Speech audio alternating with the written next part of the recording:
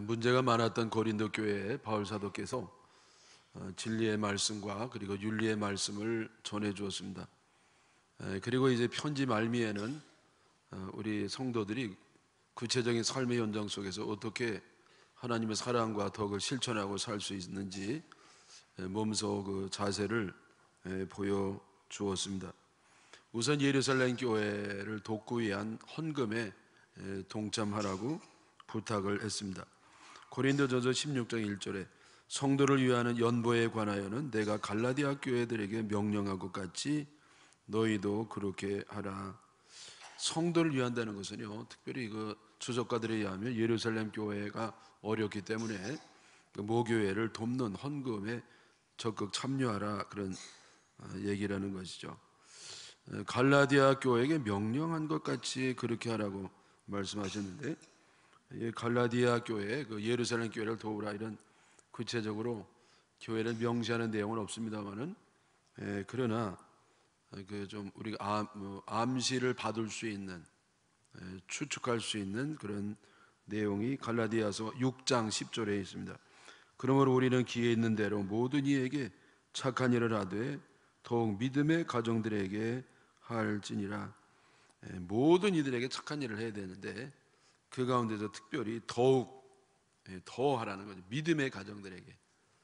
그러니까 여러분, 우리가 이 세상살이 많이 있지만은 특별히 성도들에게 더 많은 사랑을 베풀고 착한 일을 하라. 왜 그렇습니까? 우리는 그리스도의 피와 살을 아는 형제 자매이기 때문에 그렇습니다.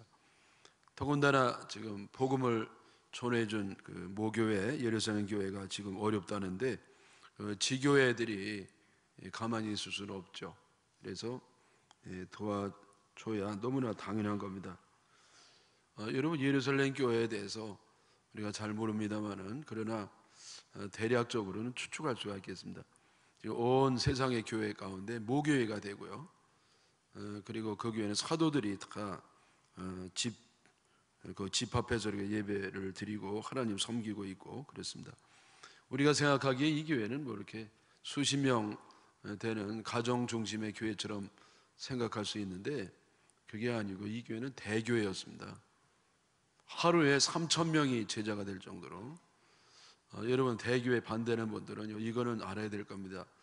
성경에는요, 이 초대교회가 하루에 3,000명은 새신자가 오는 그런 교회였다. 그래서 3,000명까지는 괜찮아요. 하루에 3,000명까지는 괜찮다, 이거 아시고 대교회를 반대하든지 말든지 하여튼 성경에 따라서 그렇게 행동하면 되겠습니다.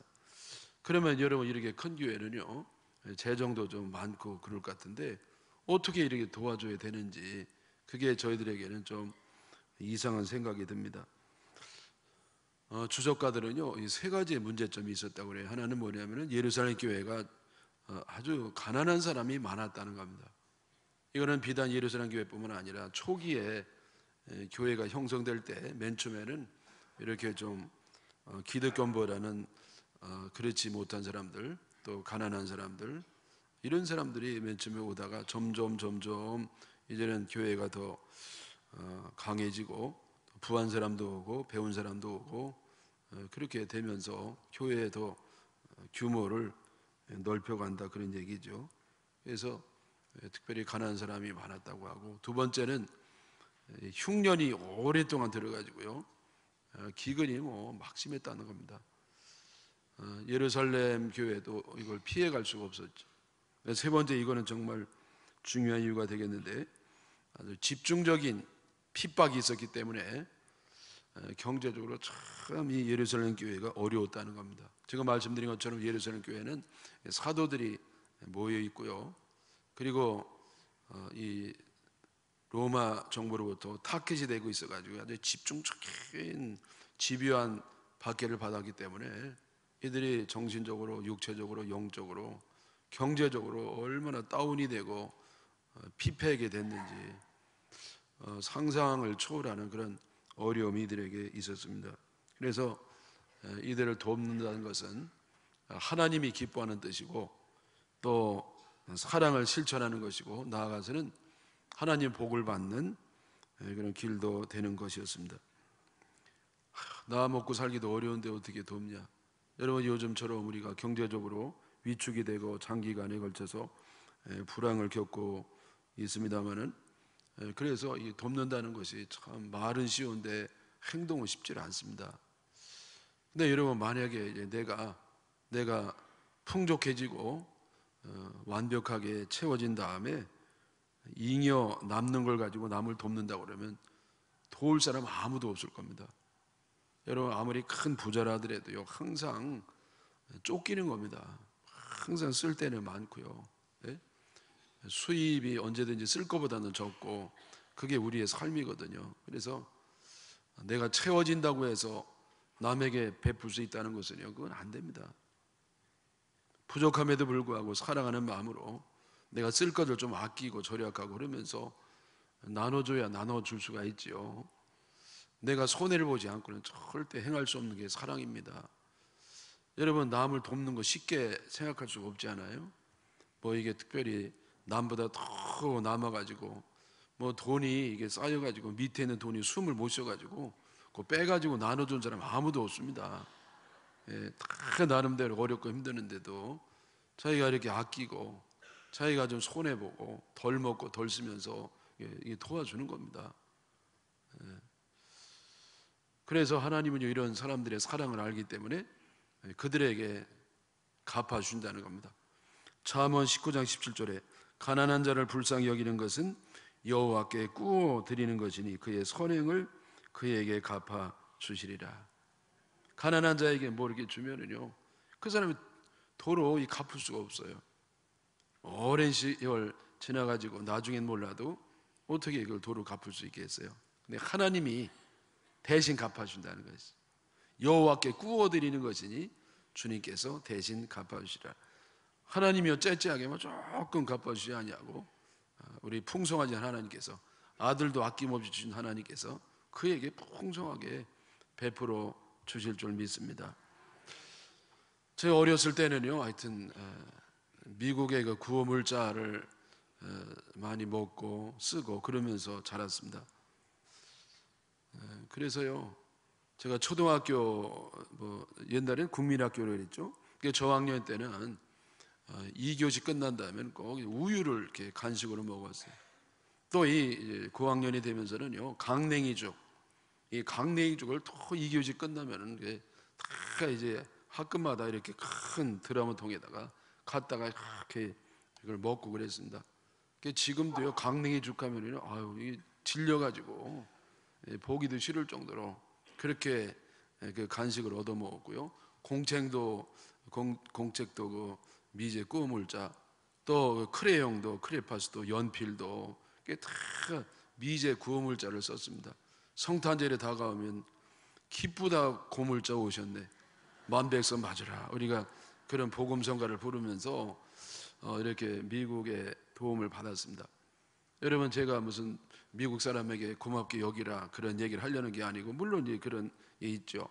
근데 제가 드리고 싶은 말씀은 뭐냐면은, 그래서 그런지 미국이요, 이렇게 강대한 나라가 됐고 복받는 나라가 된 것은 이렇게 하나님 말씀에 대로 살았더니 하나님이 그걸 다 갚으셔서 오늘까지 이런 풍요로움을 누리게 됨을 믿습니다.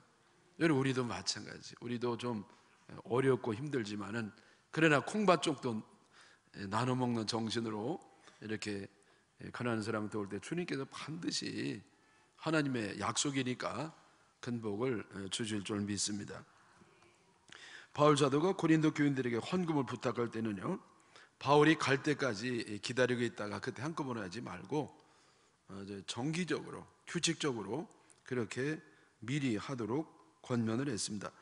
16장 2절에 매주 첫날에 너희 각 사람이 수입에 따라 모아두어서 내가 갈 때 연보를 하지 않게 하라. 매주 첫날은요, 요즘 우리 주일을 말하는 겁니다. 여러분, 그 초대교회 그 성도들은요, 이 바울 사도가 있을 때만 하더라도 이들이 모이는 것이 토요일에 모였습니다.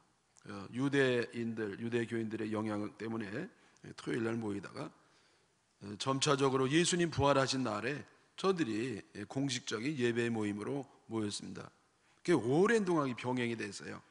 그러나 결국 유대 교인들의 그 핍박과 그리고 기독교의 성장에 따라서 독립하게 되는 것이죠. 그래서 공식적인 주일 예배를 언제부터 시작했냐면은 학자들이 하면은 한 AD 4시경, 그러니까 예수님이 돌아가신 후에 300년 후쯤에 정식적인 그런 주일을 지키게 됐다는 겁니다. 그래서 이 사도 바울이요, 바로 매주 첫날에 주일날 모일 때마다 이제 헌금을 드리는데, 너희 각 사람이 드리도록 하라. 어떤 독지가가요 폭 내가지고, 그것도 대단히 좋은 일입니다만은 더 좋은 것은 십시일반의 정신으로 칼같이 이렇게 힘을 모아서 드리는 게 좋고요. 수입에 따라서 하라는 겁니다. 수입에 따라서. 그러니까 많이 수입된 사람은 많이 드리고, 적게 수입된 사람은 적게 드리고, 그게 11조 정신이 아니겠어요? 그래서 많은 사람 많은 대로, 적은 사람 적은 대로 그렇게 다 힘을 모아서 드리라, 그런 겁니다. 여러분, 이 헌금 얘기하니까 좀 불편하지 않으시죠? 경계심을 가지고 그렇게 할 거 없어요. 왜냐하면 하나님께 드리는 거니까. 왜 교회 다니기 어려우냐, 자꾸 교회 가면 매미채 가지고 돈 달라고 그런다고. 여러분, 이 돈이라고 이걸 더 세상적인 생각으로, 인간적인 생각으로 그렇게 생각하면은 주님이 기뻐하지 않을 겁니다. 이건 돈 드리는 게 아니라 우리의 마음을 드리는 거고, 사랑을 드리는 거고, 신앙 고백이 되는 겁니다. 여러분, 잘 들어보십시오. 세상 사람이 가장 좋아하는 건 돈입니다. 이 돈 때문에 울고 이것 때문에 뭐 지지고 볶고, 돈 때문에 돌고. 여러분, 이 돈 때문에 이게 우상이 되고 하나님이 되고. 그런데 우리는 돈이 우상이 아니에요. 돈은 하나님을 위한 수단입니다. 주님의 영광 될 수단이 되고, 그래서 세상 사람이 가장 좋아하는 돈을 하나님께 드리기 때문에 우리의 마음이 돈에 있는 것이 아니라 하나님께 있다고 하는 신앙 고백이 되는 겁니다. 여러분, 헌금은요, 하나님을 사랑하는 표현이 되고 내 신앙 고백도 되는 겁니다. 그래서 우리에게 드릴 때에 어떤 마음 자세가 필요하냐면은 고린도후서 9장 7절입니다. 각각 그 마음에 정한 대로 할 것이요, 인색함으로나 억지로 하지 말지니 하나님은 즐겨내는 자를 사랑하시느니라. 인색하게, 하나님이 얼마나 풍성한 은혜를 주셨는데, 아들 예수님도 주시고 은혜를 주시고, 내가 몰라서 그렇지 하나님의 은혜로 여기까지 살아왔는데, 그거를 여러분 너무 이렇게 인색하게 하는 거 주님 기쁘게 못한다는 거예요. 또 억지로 허거지로 하기 싫은데 그냥 눈치 보면서, 내가 그래도 교회 중직자고 집사고 권사인데, 아유, 저 집사 저만큼 하면 나는 반이라도 해야지. 이렇게 눈치를 보면서 억지로 할 것이 아니고 즐겨 기쁨으로 하라는 거야. 기쁨으로. 네?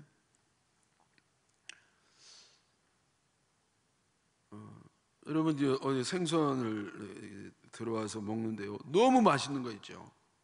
근데 너무 커가지고요, 도저히 못 먹겠어요. 이게 냉장고 넣었다가 나오면 맛이 별로 없고, 또 버리자니 아깝고, 그래서 할 수 없이 좋은 생각이 떠올랐는데, 옆집에 VIP 전도 대상자에게 먹던 걸 갖다 주는 거예요. 이 또리 엄마 어쩐 일이냐 그랬더니, 이 반은 먹고 대가리하고 남았거든요. 이게 뭐냐 그랬더니, 이거 참 맛있는 건데 이거 벌리라니 아까워서 준다고. 에이 여보시오, 당신이나 먹으라고. 죽어도 욕 먹지 않겠어요? 아마도 영원히 이게 관계가 끊어질지도 모릅니다. 여러분, 하물며 우리를 구원하시고 사랑하시고 은혜를 베푸신 하나님 앞에요, 쓰다 남은 거 먹다 남은 거를 드리면 주님이 복은 주십니다. 그러나 주님을 기쁘게 해드릴 수는 없어요. 주님께 영광을 돌릴 수는 없는 겁니다. 내가 기쁨으로 할 때 주님이 기뻐하시고 하나님이요 너무너무 기쁨 가운데 영광을 받으시는 줄 믿습니다. 그래서 여러분, 주님께는요 제일 좋은 것을 가장 먼저 드리는 겁니다. 한번 따라 하시죠. 주님께는 제일 좋은 것을 가장 먼저 드린다. 아멘이시죠? 그러니까 여러분, 내가 써보고 남으면 드리고 모자라면 안 드리고, 여러분, 그게 아니고 제일 좋은 것을 가장 먼저 주님께 드릴 때 주님이 기뻐하셔서 내가 복을 구하지 아니하여도 우리에게 복을 주실 줄 믿습니다. 이 바울 사도의 최초의 여행 계획은요, 에베소를 출발해서 고린도를 방문한 다음에 마게도냐로 올라갔다가 다시 고린도로 왔다가 또 유대로 가는 겁니다. 여러분, 이 아주 구체적인 초기 계획이 고린도 후서 1장 15절 이하에 나옵니다. 내가 먼저 너희에게 이르렀다가 너희를 지나 마게도냐로 갔다가 다시 마게도냐에서 너희에게로 가서 너희의 도움으로 유다로 가기를 계획하였다. 이것이 바울 사도의 최초의 계획이었습니다. 지금 바울이요, 에베소에 있는 겁니다. 에베소 3년 동안 있으면서 이 고린도서를 쓰는 겁니다. 그래서 에베소에서 이제 배 타고 지중해를 건너가지고 고린도로 갔다가 마게도냐로 갔다가 고린도로 갔다가 이제는 유대 배들 예루살렘으로 가려고 한다 그랬습니다. 근데 이제 오늘 말씀에 보니까요, 이 계획이 조금 변경이 됩니다. 5절 6절에 보면은요, 내가 마게도냐를 지날 터이니 마게도냐를 지난 후에 너희에게 가서 혹 너희와 함께 머물며 겨울을 지낼 뜻도 아니 이는 너희가 나를 내가 갈 곳으로 보내어 주게 하려 함이라. 여기 갈 곳은 어디냐면 예루살렘이거든요. 꽤 보내줄 게 뭐 있어요? 본인이 가면 되죠. 근데 보내준다는 건 뭐냐면요, 이거를 이제 선교에 지원을 하면서 기도하고 선교금도 주면서 가도록 그걸 위해서 한다는 것이죠. 그러니까 여러분이 고린도에 간다는 말은 빠졌어요. 원래는 이 고린도를 통해서 고린도에 갔다가 또 마게도냐에 갔다가 다시 내려오는 건데 이제는 마게도냐로 해서 고린도로 온다는 겁니다. 그런데요, 이 계획이 조금 달라져요. 7절에 보면은요, 이제는 지나가는 길에 너희 보기를 원하지 아니하노니 이는 만일 주께서 허락하시면 얼마 동안 너희와 함께 머무기를 바람이라.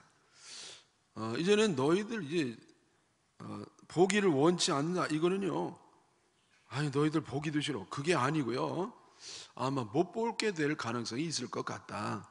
다만 하나님의 특별한 은혜가 있어가지고 주님이 허락하시면 뭐 한겨울 동안 지나지 못한다 할지라도 얼마 동안 너희와 함께 머물 수 있으면 좋겠다. 그런 바울 사도의 바람을 말하는 겁니다. 여러분, 이 바울 사도가 여행 계획을 수시로 바꿨고요, 나중에 보면은요, 실제적으로는 사도행전을 보면 이대로도 안 됩니다. 그래서 이런 걸 보면서 교인 가운데 일부는요, 특별히 이 바울 사도를 싫어하는 사람들은요, 아이고 참 잘 됐다고. 뭐가 잘 됐냐면은 바울 사도가 이렇게 신중하지 못한 사람이고 약속을 깨는 사람이고 경솔한 사람이고, 그러면 그가 말하는 메시지도 믿을 수가 없고 그 사람은 주의 종도 아닐 것이다. 여러분, 이렇게 말하기가 얼마나 좋냐고. 그런 사람들이 실제로 있었다는 겁니다. 그래서 여기에 대해서 바울 사도가요, 또 고린도후서 1장 17절에 이렇게 말합니다. 이렇게 계획할 때에 어찌 경솔히 하였으리요? 이 경솔히 한 게 아니라는, 혹 계획하기를 육체를 따라 계획하여, 그 육체를 따라서 이 바울 사도의 자기의 편안함을 위해서, 여러분 바울 사도는 늘 병이 있었잖아요. 근데 누구보다도 이 휴식이 필요한 사람인데 너무 타이트한 스케줄 때문에 늘 과로에 시달리고 그랬습니다. 그래서 이 바울 사도가 자기의 어떤 육체적인 편안함을 위해서 그렇게 한 게 아니라는 겁니다. 또 예하면서 아니라 하는 일이 내게 있겠느냐? 네? 하나님께는 예 순종하는 척하면서 사실은 이렇게 불순종하는 그런 일이 내게 있겠느냐? 이제 바울 사도가 그렇게 변호를 한 겁니다. 여러분, 제가 말씀드린 것처럼 바울 사도가 너무 경솔한 사람도 아니고요, 또 바울 사도가 자기 몸을 사리기 위해서 그렇게 게으른 방법을 쓴 것도 아니고, 정말 뭐가 복음을 위한 것인지, 또 고린도 교회를 사랑해서요 정말 직접 만나가지고 하나님 말씀을 전하고 싶은 마음이 있었는데, 그러나 이게 잘 안 되는 겁니다. 하나님이 자꾸 그 길을 이렇게 변경하시고 그렇게 되는 겁니다. 그러므로 이 바울 사도는 계획대로 하진 못했지만은 하나님이 허락하신 대로, 하나님의 뜻대로 순종하는 그런 종의 모습을 보이게 되는 겁니다. 여러분이 성경에 보면은요, 하나님께서 이 계획을 바꾸신 경우가 몇 번 있습니다. 그는 하나님이 원래 계획을 바꾸셨다는 것보다도 사람이 계획을 세웠을 때 하나님께서는요, 그것을 하나님 뜻으로 변경한 그런 경우가 많다고 봐야 됩니다. 왜냐하면 하나님 완벽하신 분이신데 뭘 자꾸 그렇게 바꾸시겠어요? 그거는 인간이 하나님 뜻인 줄 알고 그렇게 밀어붙였다가 알고 보니까 하나님 변경하셔가지고 더 좋은 일이 일어나게 되는 겁니다. 예를 들어서 출애굽기 14장 1, 2절에 보면은요, 여호와께서 모세에게 말씀하여 가라사대 이스라엘 자손에게 명령하여 돌이켜 바다와 믹돌 사이에 비아히롯 앞 바알스본 맞은편 바닷가에 장막을 치게 하라. 이스라엘 백성이 출애굽한 지 얼마 안 돼 가지고요, 저들이 육로를 따라서 저 위쪽으로 올라가려고 했습니다. 그랬더니 하나님이요, 모세에게 말씀하시기를 너희들이 돌이키라. 이 돌이킨다는 뭐냐면요, turn back, 뒤로 왔던 길로 돌아가든지 turn aside 하든지 둘 중에 하나예요. 근데 제 생각에는 turn aside 같습니다.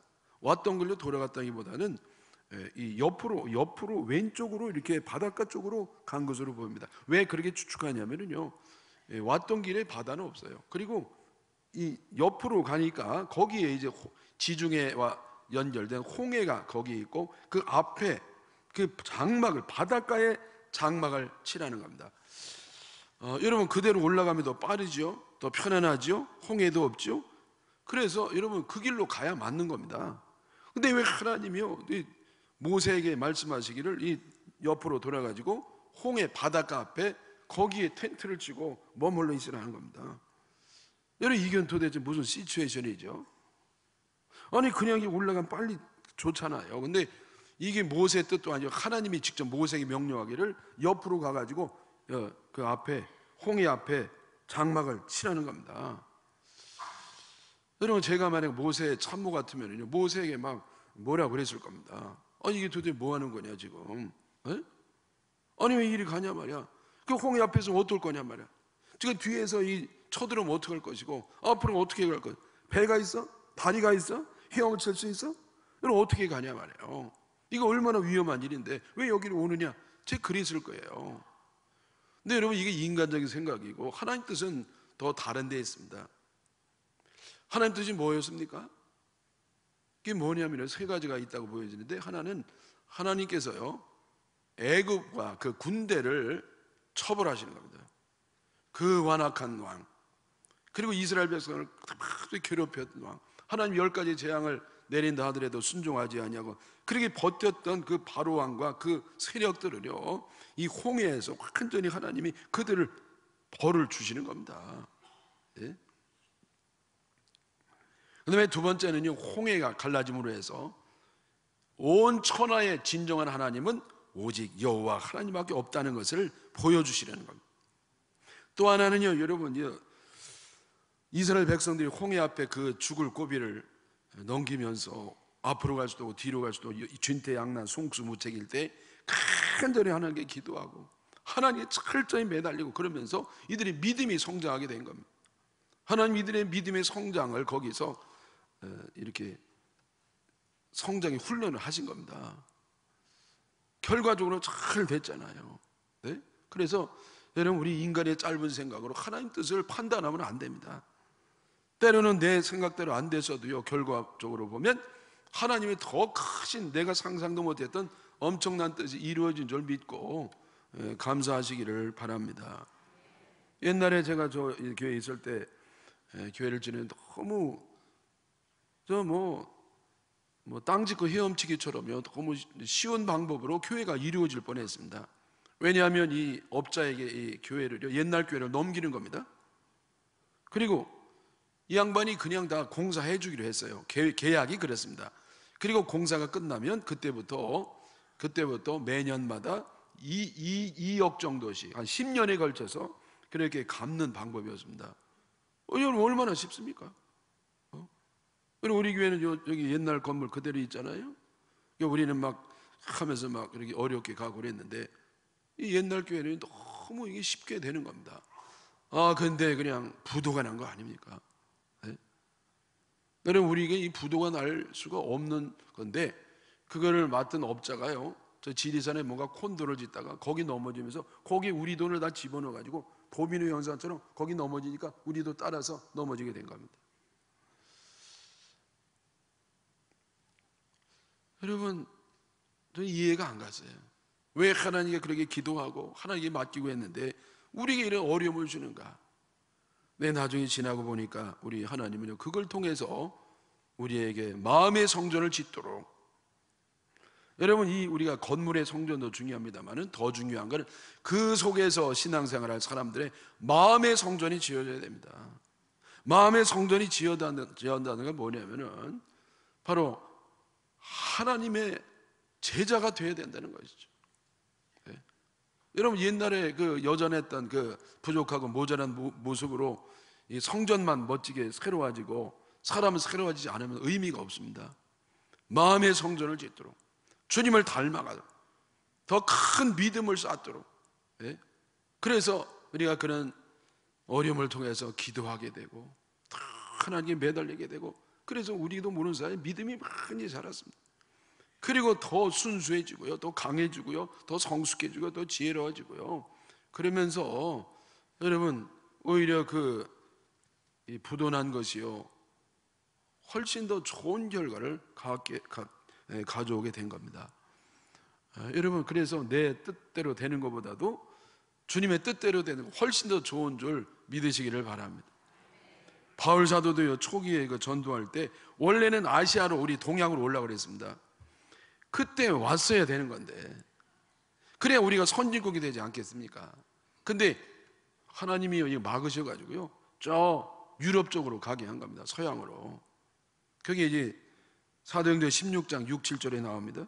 성령이 아시아에서 말씀을 전하지 못하게 하거늘 그들이 부르기아와 갈라디아 땅으로 다녀가 무시아 앞에 이르러 비두니아로 가고자 애쓰되 예수의 영이 허락하지 아니하는지라.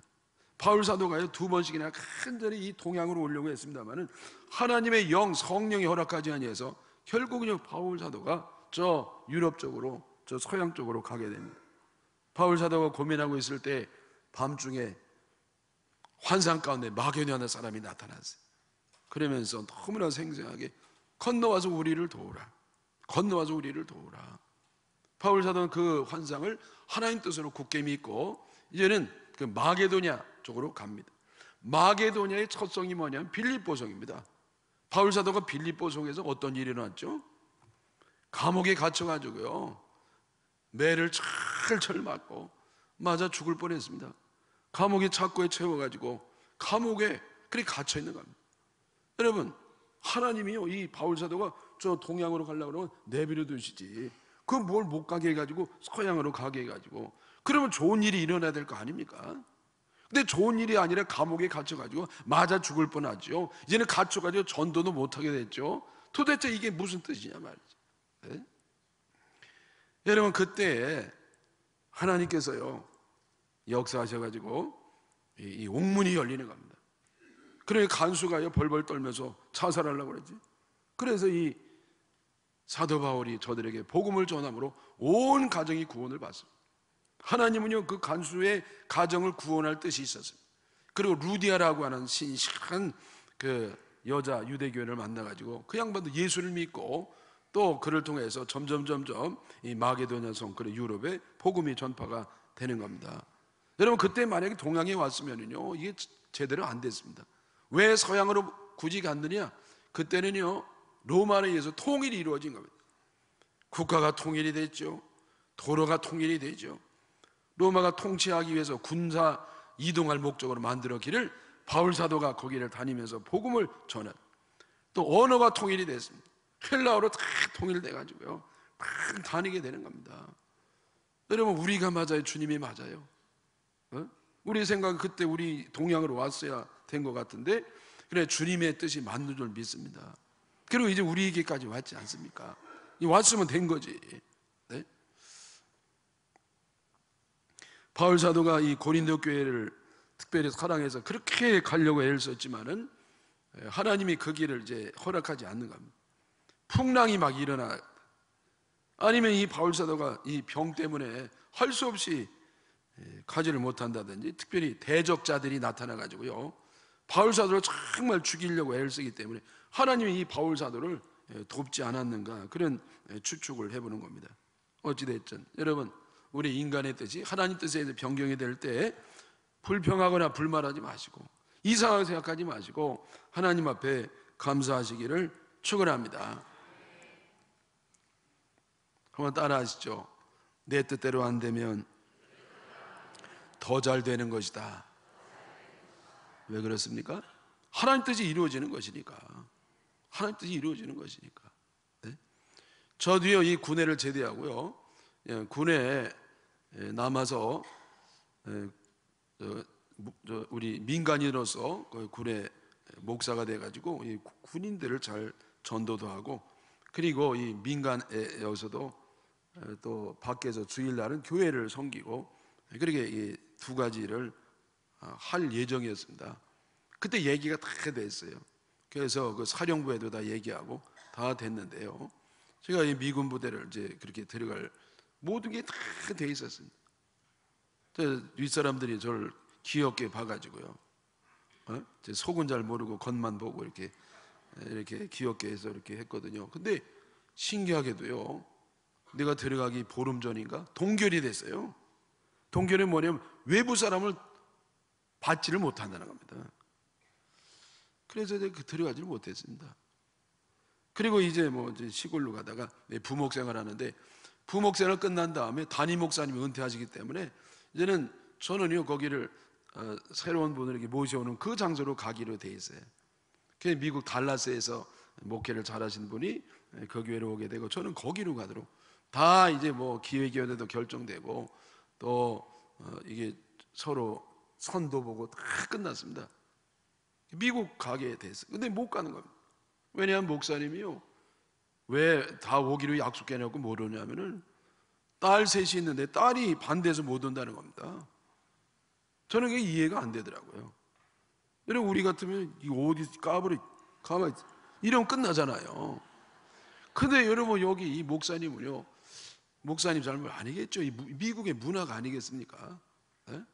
그래서 제가 이제 가지를 못하고 결국 이렇게 시골로 돌고, 하나님 볼 때는요, 저는 미국에 안 맞고 시골이 맞는가 봐요. 그게 지금도 제가 온누리 리따니 교회에서 이렇게, 이거 좀 웃어야 되는데 여러분, 그래서 참 얼마나 잘 됐습니까? 네? 아이고, 목사님 그때 미국 안 가고 괜히 우리 교회 와가지고 저거, 그런 사람 회개하시기를 축원합니다. 네.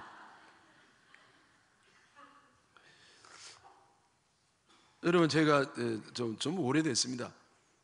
서울의 온누리교회 하용조 목사님 테이프를 들으면서 이 교회 참 대단하다 느낀 게 뭐냐면은, 이번 교회가요, 강단을 7번을 바꿨대요. 여러분, 그 짧은 기간에 개척한 지 얼마 안 됐는데 7번이나 바뀌었다는 겁니다. 아니, 뭘 그렇게 많이 바꾸죠? 근데 더 놀라운 건 뭐냐면은 앞으로 또 바꿀 거라는 거예요. 아니, 뭘 또 바꿔요. 만약에 제가 그 교회 장로님 같으면요, 뭐 이렇게 자꾸 바꾸냐고. 이 바꾼 지 얼마나 됐다 바꾸냐고.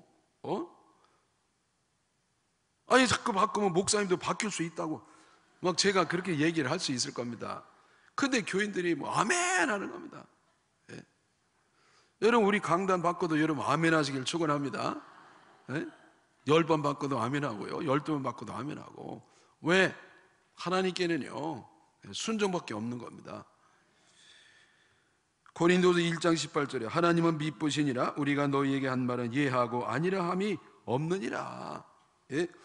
예하고 아니라함이 없느니라. 순종만 있다는 겁니다. 순종만. 여러분, 내 뜻에 안 맞아도요, 내 생각 안 맞아도 하나님 뜻이면 무조건 이해하고 순종하시기를 축원합니다. 또 여러분, 내 앞에 주님께서 변경이 있다 할지라도 무조건 아멘하고 할렐루야하고 따라가면 되는 겁니다. 사람이 자기의 길을 계획할지라도 그 걸음을 인도하는 자는 여호와시니라. 여러분, 내가 한다고 되나요? 하나님이 허락하셔야 되는 것이죠. 옛날에 우리는 늘 제가 하겠습니다, 내가 이렇게 해봐야 되겠구나. 그러나 이제는 우리 말이 달라져야 되겠어요. 우리 마음이 뭐냐면은 주님이 허락하시면 제가 하겠습니다. 그러니까 조건절이 있는 겁니다. 주님이 허락하시면이 먼저고, 그 다음에 허락하시면 제가 하겠습니다. 한번 따라 하시죠.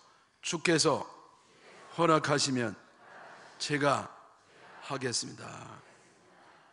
기도하겠습니다.